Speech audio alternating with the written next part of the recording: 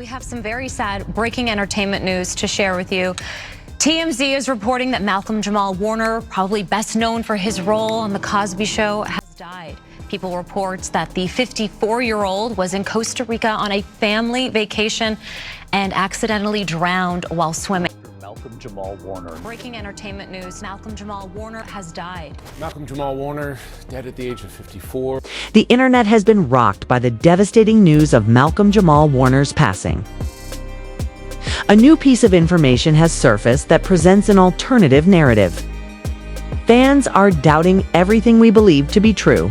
The family has been struggling to preserve some details from being buried behind the scenes, and they are finally done being silent, despite the original reports calling it a strange accident.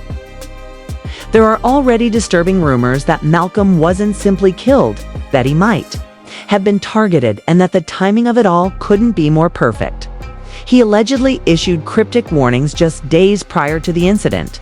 Reports indicate that was not a random occurrence. It was premeditated, and the reality of what actually transpired is going to come to light. Tell us what you think in the comments once we've told you the story. Many people were shocked by Malcolm-Jamal Warner's unexpected death, particularly since there were no warning indications. According to the official narrative, he perished while swimming on a family vacation at Clay Beach in Costa Rica. The beach is notorious for having strong undercurrents and turbulent waters. And rumors have it that those same hazardous conditions existed on the day Malcolm went swimming.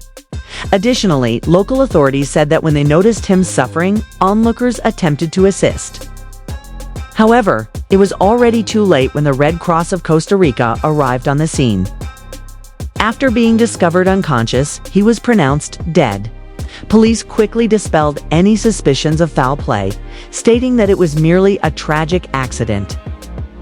However, this is where things become hazy, because those closest to Malcolm were already voicing concerns, even as the general public was still processing the news. According to reports, his family doesn't trust the official narrative. Details weren't adding up, they reported. They have also remained silent behind the scenes, seeking explanations because they are certain that it wasn't a freak accident due to the way it all happened. Something deeper had to be involved. However, the fact that so little information, especially from witnesses, has really surfaced is what has some feeling suspicious. Clay's Beach isn't a secret abandoned location. It is a well-liked public location. There are many visitors, residents, and beachgoers in the area on any given day. The reality that not one image, video, or there are many alarms being raised by the detailed eyewitness account that has surfaced. Of course, most people would agree that recording someone in their last moments is disrespectful, and ideally, people wouldn't know when to put down their phones. But let's face it, when has the internet ever complied with that regulation?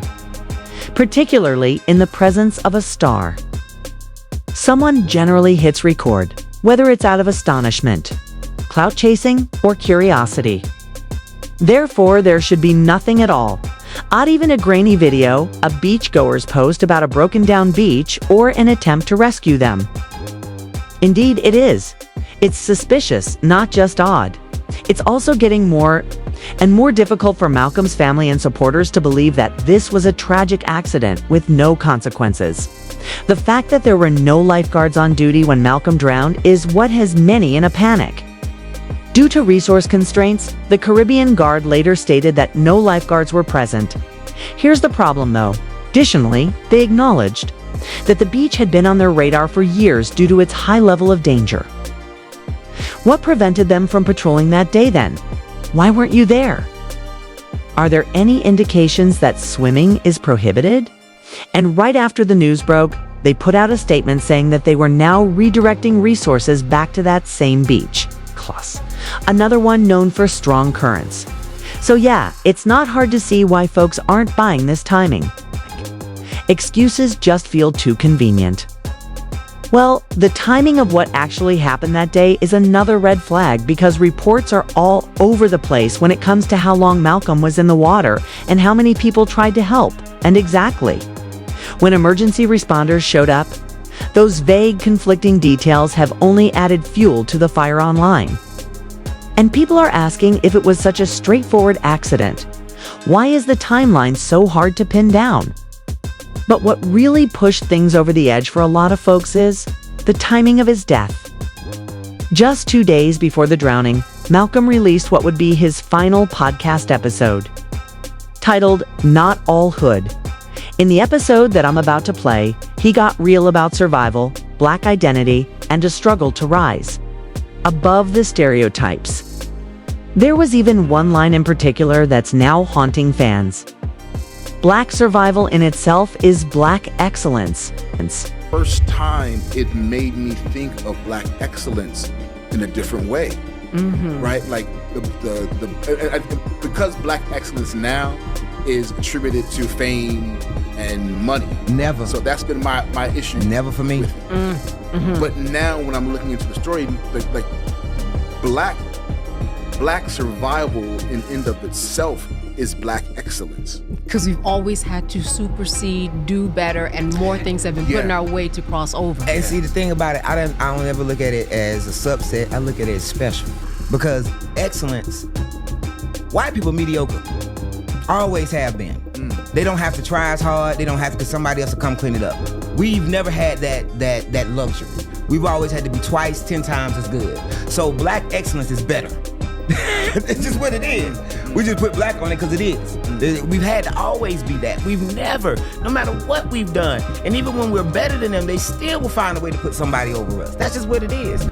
Particularly now, that message struck a different chord. Some people interpret it more as a warning, a farewell, or a last statement that they may not have realized would be their last than as a reflection. Or perhaps he did.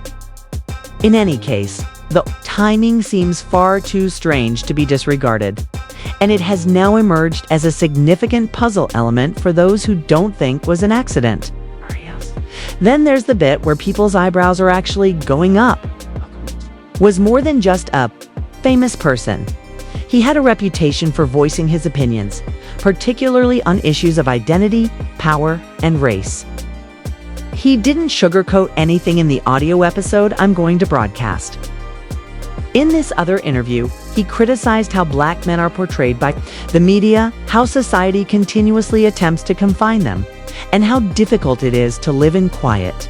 Your focus is on, and that we're all one thing. Yeah, and the whole concept is, we're not all hood. The Black community is not a monolith. There's so many levels and lanes to the Black community, and we wanted to have a space where we could acknowledge, discuss all of those lanes, because they're so varied in terms of our perspectives and our opinions and our ways of life, and we wanted to be able to have a place where we can talk about all of those things, discuss all of those things, and shed light on the not all hood aspects of who we are. All right, and Candace. Malcolm gained respect for his candor, but it also made him a target. Fans are already making connections that indicate unsettling trends. Black voices that had been outspoken were abruptly silenced, frequently in dubious or confusing situations. Additionally, it's beginning to feel all too familiar given how abruptly Malcolm left. Malcolm criticized the media for perpetuating the same old one-dimensional hood story in that same episode, neglecting the richness and complexity of Black existence. It's dangerous, he said, not just lazy. He discusses in his excerpt how the same preconceptions that have been used to confine Black communities for generations are reinforced when everyone sees his trauma and struggles.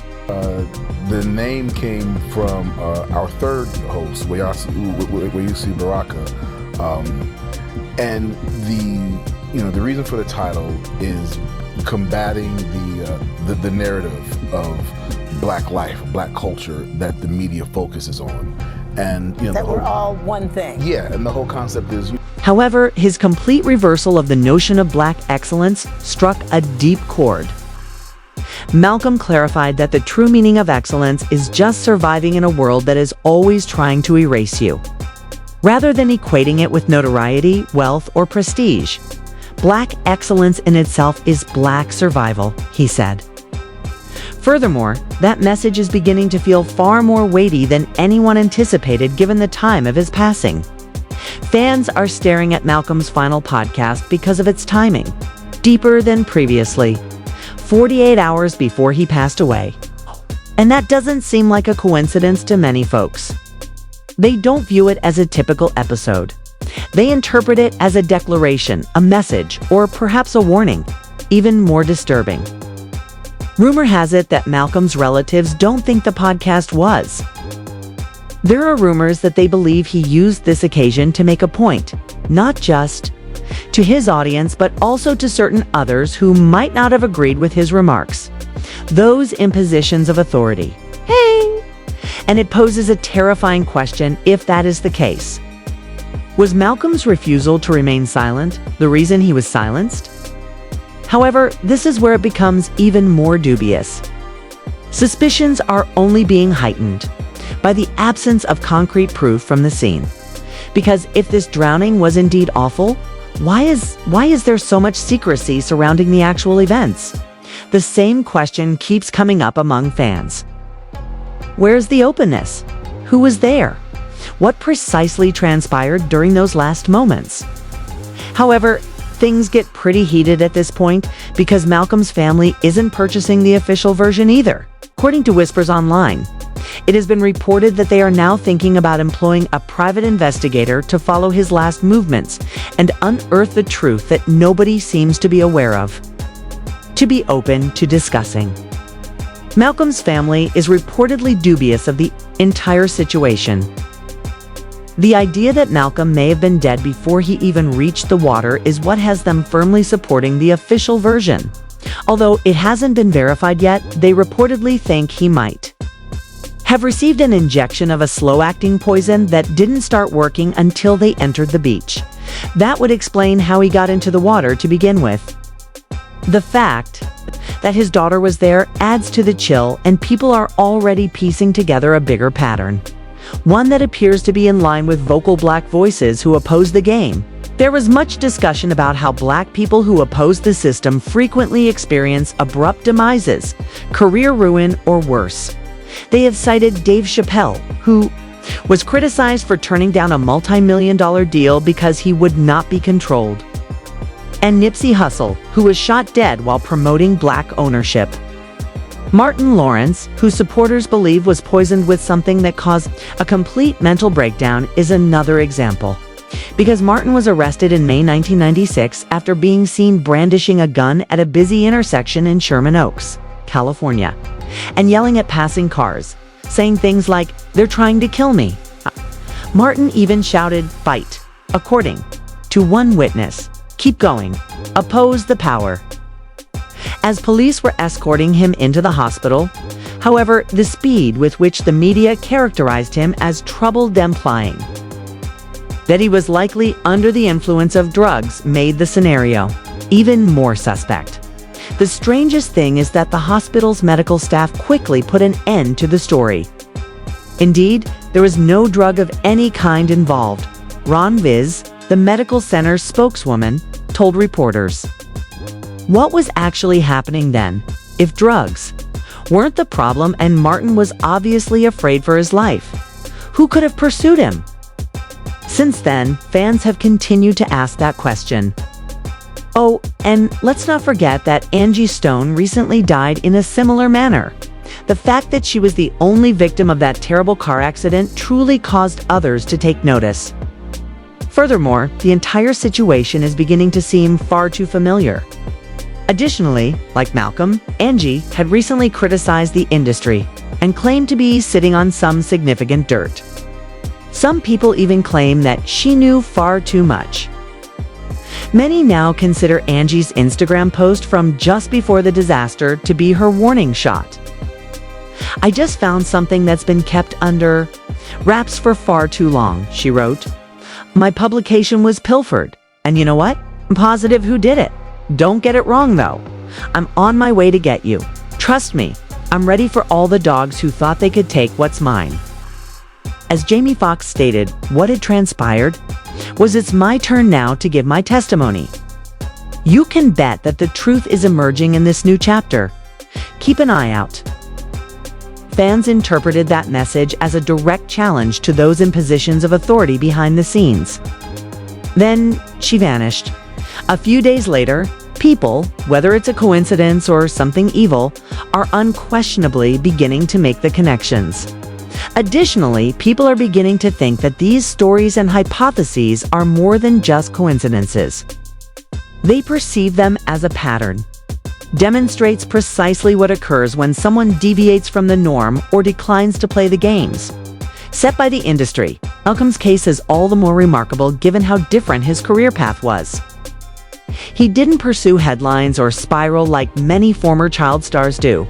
He led a tranquil life, stayed away from messy drama, and concentrated on important work. With time, he transitioned from comedy to spoken word and began producing more profound content, candidly discussing his experiences of mass imprisonment and cultural erasure, as well as what it truly means to be a black man in America. Remaining relevant was not the goal. It had to do with being honest. And his family claims that's precisely what made him dangerous. His family doesn't think this. Was a random incident because of this mishap? Is it possible that this is about a troubling pattern rather than just Malcolm? Did his passing fit into a larger pattern whereby vocal black voices seem to encounter unexpected catastrophe as soon as their influence begins to change society? Everyone is anxious about this. Malcolm wasn't merely trying to get attention.